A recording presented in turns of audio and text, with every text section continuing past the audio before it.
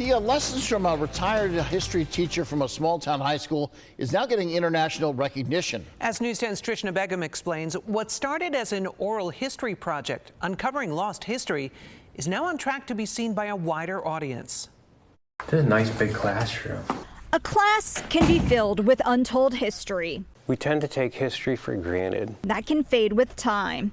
And one of my big questions was, how many of you kids, this is back in the early 90s, have grandparents or even parents, aunts, uncles who were somehow involved in World War II? That question sparking a class project that led Matthew Roselle to the late Carol Walsh in 2001, the grandfather of one of his students. So he told me 2 hours of combat veteran stories, some funny, some terrifying.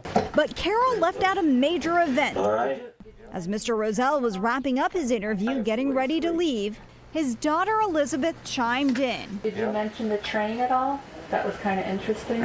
What? The train just before. No, I didn't tell him about the train. What's that? And he started to tell me the story of how his tank and another man's tank came across a train stranded by the railroad tracks. The train near Magdeburg, Germany, with more than 2,000 Jewish men, women, and children on board, on its way from Belsenbergen to another concentration camp to get away from the advancing Allies in April of 1945. Jam-packed in those boxcars. Couldn't believe my eyes. The moment of liberation snapped in a single black and white photograph. They came upon the train right at the nick of time, and they saved these people's lives. The hours that followed recorded in recently discovered silent footage. The rest, thankfully, is not history. I don't think it necessarily was he didn't want to talk about it, but it was just another day. You have to remember, these men were going from battle to battle. With the full interview posted online, Roselle started hearing from people around the world. That little girl is Ariela Rojic. She was 11 years old.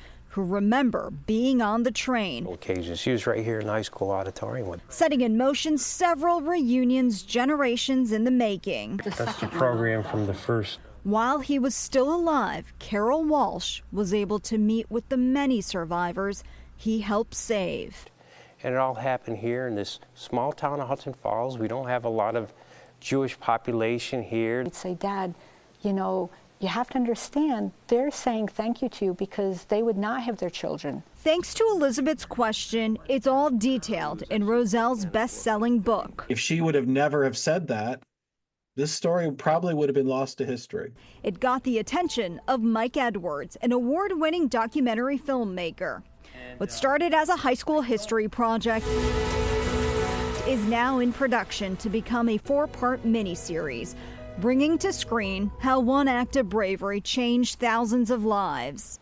And if it hadn't been for that moment, we would have not had all of these wonderful people in our world. While hope is not often a word associated with the Holocaust, Elizabeth's dad was a part of providing just that when it was needed the most. It should be teaching us how many years, almost 80 years later, of the importance of acceptance, of tolerance. A lesson on why teaching history matters beyond the halls of a high school. So neat. Wow. Once a teacher, always a teacher, Yeah. right? Yeah. What's amazing is he retired in 2017, and this project has really taken over the latter half of his life. That first episode has already been shot. It actually premiered in Ohio, where the director is from. They're still raising funds for finishing out the last 3 episodes. They're hoping sometime next May it'll be distributed out through ITV. To learn more about the process and how to help out with the production and how to do all of that, we have all of that information posted up on our website, news10.com. I'm glad it didn't get lost to history, Absolutely. Wow, and hopefully this is the push to get the funds they need so that more people know about it. Yeah, people need to hear this story. Thank you so much, Trishna.